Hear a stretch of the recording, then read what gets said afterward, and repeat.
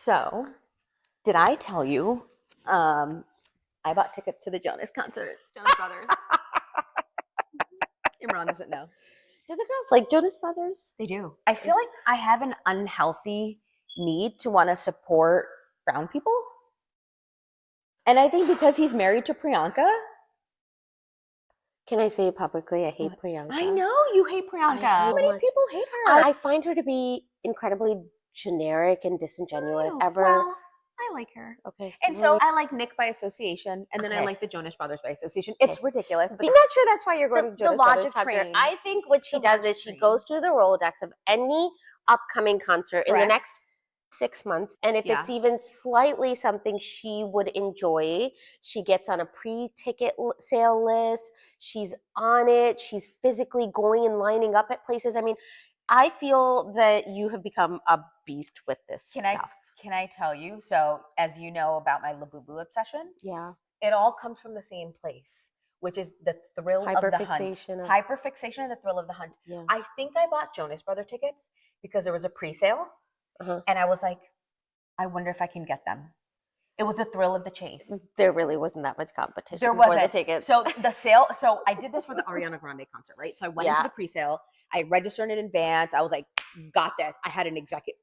If you work for me or around me, please don't watch this video. But I was in like an executive team meeting on Zoom on like one side of my screen, and then I had Ticketmaster open on the other side of my screen, and I'm like multitasking. And I entered the queue, and then at 10 a.m. the sale opened up. And you know when you told me you entered the queue that day, I thought you physically were in a line. I was like, what? Ain't nobody got time. We are 40-some-year-old women. I mean, I would. Get your life together. Ain't nobody got time for that. No. I was in a virtual queue. That makes me feel a lot better. And then, so at 10 a.m. the sale opens up, and I'm like, I've been in this waiting room for 30 minutes. I'm gonna have a great spot. The sale opens up. I'm spot 9,042. Wow. So like the Jonas Brothers ones opened up, and I was like, I'm gonna do it again. Yeah. So the sale opens up at 10 a.m. I'm number 9. So there was no demand. Like there was no one was dying to buy but like now it was grandmas and Samara. But like now I'm in too deep. Yeah, so I was like, I have to buy do it. You gotta do it. Yeah. I'm excited. It's in December. It'll be great. That's very, very exciting. Yeah. That's it. And so she reached out to my husband and was like, are you gonna get the tickets for the World Cup? Yes, the FIFA World Cup. There was a Visa pre-sale. Same thing. It's like a game. I mean, we're soccer heads now because of the kids, so I want to go see it, and it's going to be in our backyard. It's in MetLife Stadium, which is like right here. But like, I barely like watching my kid play soccer. I know. It's about the experience. It's the experience that you are obsessing over. I'm obsessing with. I was like, there's a pre-sale. There's going to be a lottery. There's a whole process, and now I'm going to hyperfixate. I've consumed all the content, all the videos. I'm learning everything there is to learn about how to get a ticket, and now until I get a ticket, I'm going to be obsessed with trying to get a ticket. It's very unhealthy, guys, but this is how it works. Anyways, so I'm going to Jonas Brothers, and hopefully at some point I get a ticket to the World Cup, which I can't afford. And Ariana Grande. Okay, so you know what I was thinking about? So you slept over last night, which was awesome. So I'm very, very tired. 2 cups of coffee. But I will say, it was a lot of fun. The sleepover was a lot of fun. It was really nice. I feel like we just both, like since school started, we hadn't had a chance to like be in a room together. Yes. And just like offloaded everything that we needed to talk about to somebody that gets us more than anyone else, right? But in the spirit of that, we had a very interesting conversation last night. Would you call it conversation? Well, it was a constructive discussion where I think tones were elevated. I mean, let's call it what it is. We got into a fight. And probably like the most dramatic, intense fight that we've gotten into in a year. So I have to tell you, I still, and it was surprising to me in a way that I thought, wow, we really haven't explored this part of our friendship. I've never seen you get angry like that. No, we've had some. No, maybe we haven't. Because our way of coping with silent every treatment. Past fight is we stopped talking to each other for years. Silent treatment. For years. And like how awful. What incredible years of our lives did we miss out on, you know? I don't think it was years. Yeah, it was years. It was a couple of times. It was years. Oh, maybe. After Anna's birthday was a little bit of time. Maybe. Yeah. There were a few. I don't even remember that one. You'll have to tell me about it later. But if it's triggering, it happened for a moment. No. I'm emotionally stable now. Okay, it might be triggering. So you know what? So look, like people that you love intensely that are close to you in your life, you're gonna have ups and downs. You're gonna have the most amazing life-altering moments with them, and you're gonna have some of the lowest of the lows, right? It's just the nature of like feelings, right? There's so many of them. So like her and I got into a fight last night, and I think you can call it a proper fight where like you shut me down, and then there was some F-bombs, and then it was intense. It was intense. And but what was really cool about it, if there is such a thing, is that I think again it's a testament to like as you grow, you mature, you develop. Like it was hot and intense for like 10 minutes. I know. I was like, I poked the bear. I poked the bear. I poked the bear. The irony is that she raised a topic that I had nothing to do with. I was a witness to this, so I'm like relaying as a witness, as a messenger. But I felt like, so here's the thing, okay?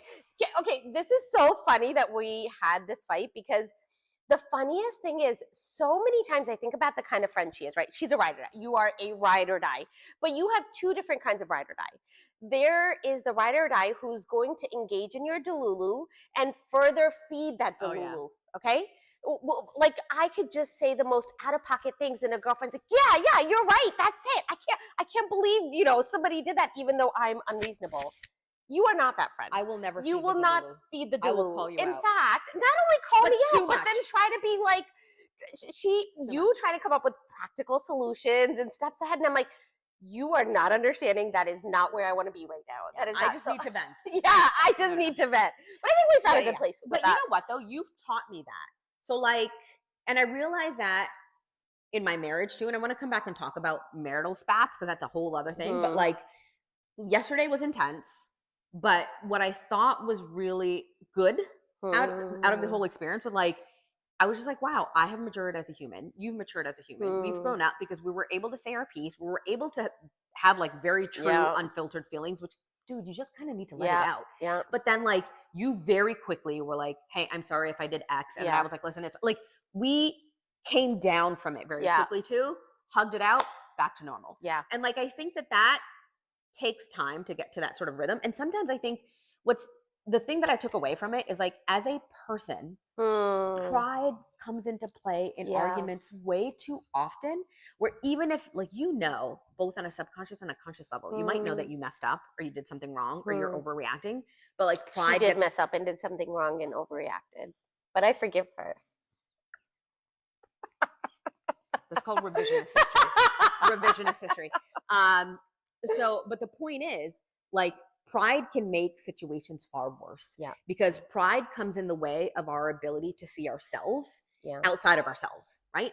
And I'll just say in that moment, I was a little bit proud of myself, and I was proud of you, where each of us pride just wasn't a factor. Yeah. We were able to like work through our own defense mechanisms, pride, whatever, to just see the thing for what it is, acknowledge your own role in it, call it out, move on. And so I think that in marriages too, right? Like in your marriage, you're going to naturally, with the person you're spending as much time with as you do with your spouse, you are going to have the highest of highs and the lowest of lows. It's normal, especially over years, right? 18 years, 12 years? 12 right? years. So you're going to see every flavor of it. So again, having not been together for a while, we were finally together, and who doesn't get together and complain about their husband? So, don't lie if you say you don't do it. So, there was a decent amount of that. I said how perfect my husband was, and then Samara shared how perfect my husband. So she was offloading, and I was being a dutiful listener. But the point is, there was some parallels that I drew from like our argument. What I've learned about marital spats is pride comes in so much it sort of sits right in the middle of that argument sometimes, where you can't see the other's point of view because you want so much to be right.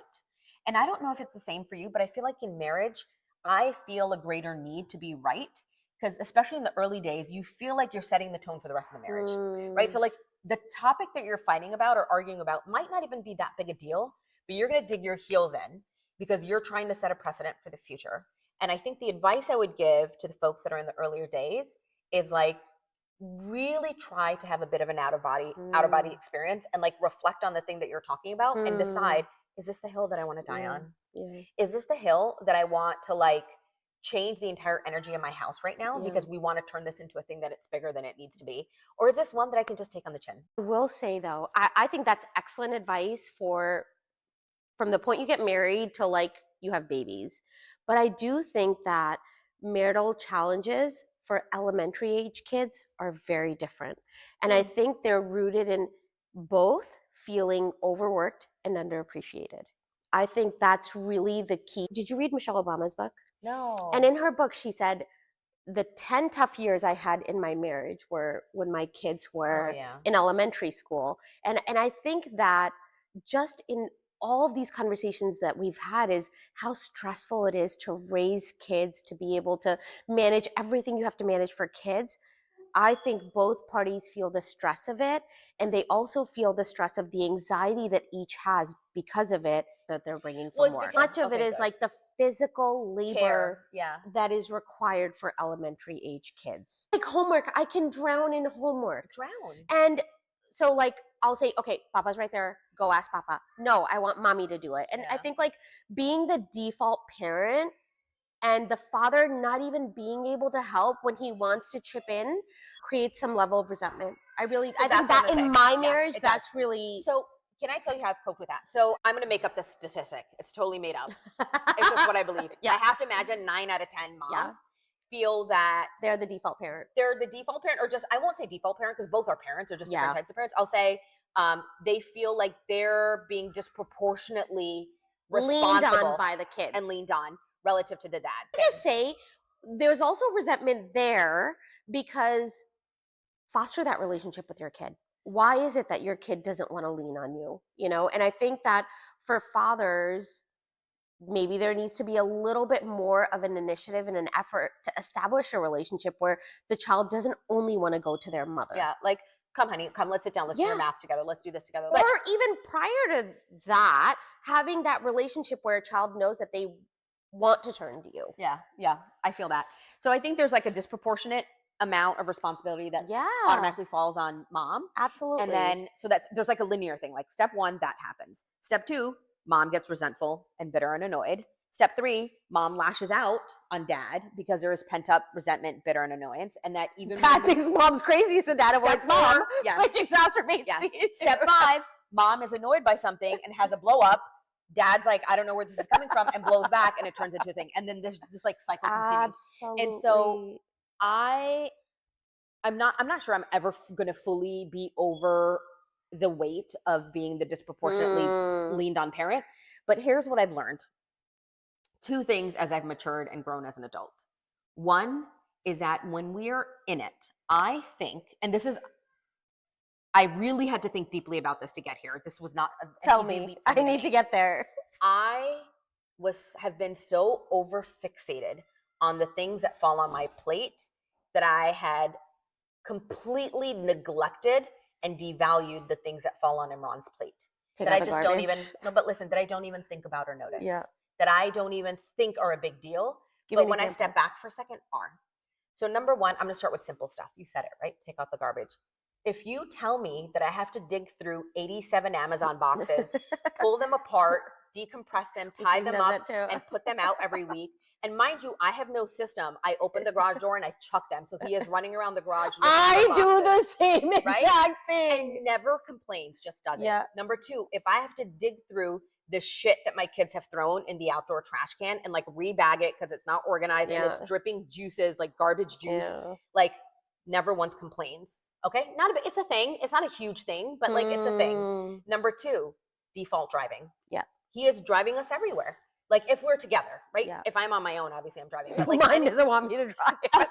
Imran doesn't want me to drive either. But like I get to scroll on my phone. I get to call my mom. I get to text people. I get to shop online when we're in a car. I get to do all those things. I don't have to worry about being mentally or physically alert anytime we're in a car together. That's Tell me more. Number 3. It's silly. I mean, again, you're going to think it's silly. But like the fact that she's even questioning what she's about to say. I have them, but I'm just saying, I wasn't putting any stock on these things, and I'm just teaching myself to put more stock on them and understand that it might still be disproportionate, but it's not like it's nothing. I'll give you another one. If I had to manage, I think you manage the finances, but if I had to manage them, bills would not get paid. There's another one. Bills would not get paid because I'd be like, oh crap, I forgot to pay the mortgage. So another one is being the physical labor. So like anytime there's something that requires you to break your back in the house, he has to do it, right? Like picking up heavy stuff. I'll do that in resentment because he's not doing it quickly enough. And very loudly. Loudly. No, you do it super loudly, and you like make a lot of like, you talk into your breath as you do it. Yeah, totally. It's not passive aggressive at all. But like any physical labor, like he could be super tired and he's had a whole day and he's commuted 90 minutes back and forth to work each way. And I'm like, dude, can you grab those 18 boxes out of the thing, or can you put, and he has to do it, and he doesn't complain, and he does it, right? Yeah. It's little things like this that I think that we are just blind to, because we are, it will always be disproportionate. Yeah. In many cases. But I think in the spirit I just want it to be a little bit more proportionate. I agree. But and I do think men can do better. Let's just remember men can do better. We already know this. The only reason I'm not saying this is because we all know this already. Yeah. It's like in the sisterhood of women. Do better, men. Do better. Yes. In the sisterhood of womanhood, we already know this. Yeah. I'm just encouraging to say, don't devalue or overlook the things that they have responsibility for too. Here's another one. Safety. If there's a noise in the house, my ass ain't getting up. My ass ain't getting up. It's just not. It's probably the boiler broke, and you have to pay $20,000 to get it like fixed. Anything that requires anything. The boilers that could make me fearful. Like he is, without hesitation, is going to hop up and be there in a moment without hesitation. And safety, not just like because there's like a noise or something, but I didn't appreciate this. And Ron and I only recently had this conversation where he said, I don't think you understand that as a father, how much I think about the safety and well-being of our family all the time. Whenever we're out somewhere, I'm constantly scanning, I'm constantly looking, when I'm driving, my eyes are everywhere. When we're sitting outside, when we're out in a park, like just thinking about the safety and well-being of the family.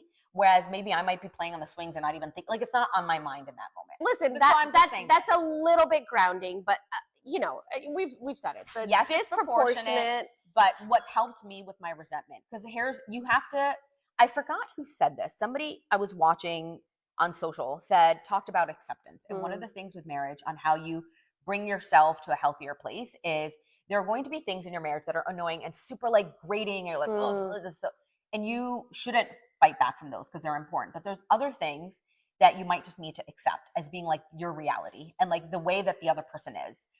And so for me, part of my acceptance and getting over the resentment is starting to be more appreciative and acknowledging of the things that are on his plate that don't touch me at all.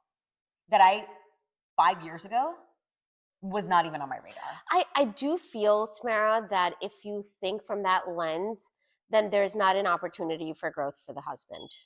You're missing the point of what I'm saying. Yeah.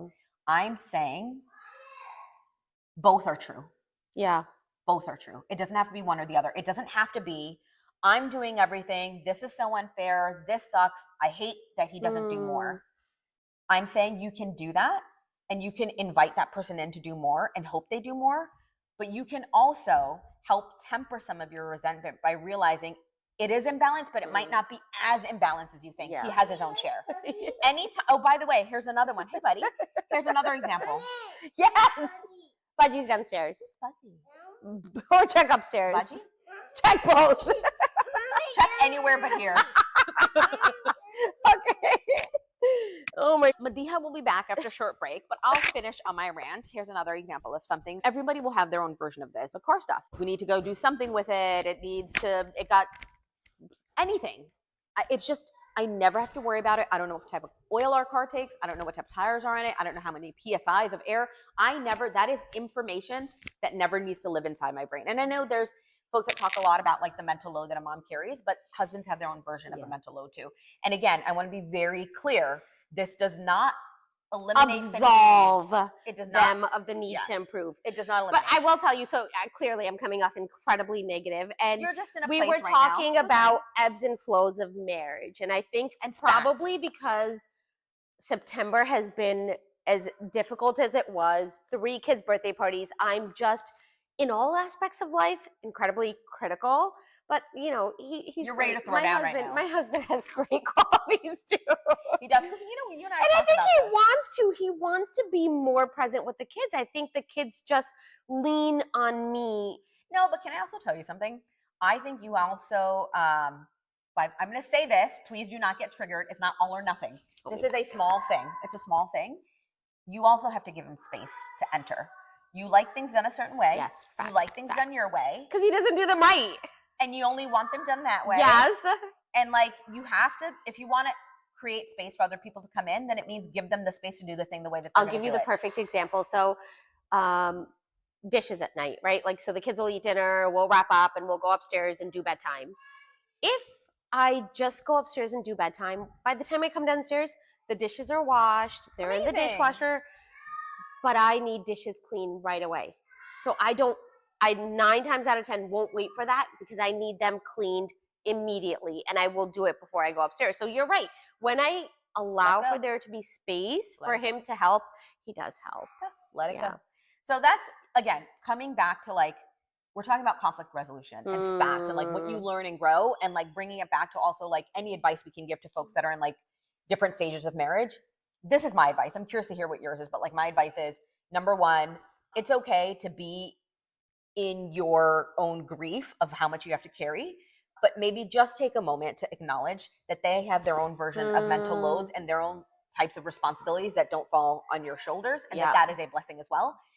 But also that number two, you can invite them in and like give them space to do stuff, and like maybe they won't do it the way that you want it done, and that's okay. That's okay. Cool with it. Just chill out. And number three, maybe some stuff like acceptance isn't the worst thing where it makes good sense. And please don't read that into the wrong way that I'm encouraging you guys to accept shitty things.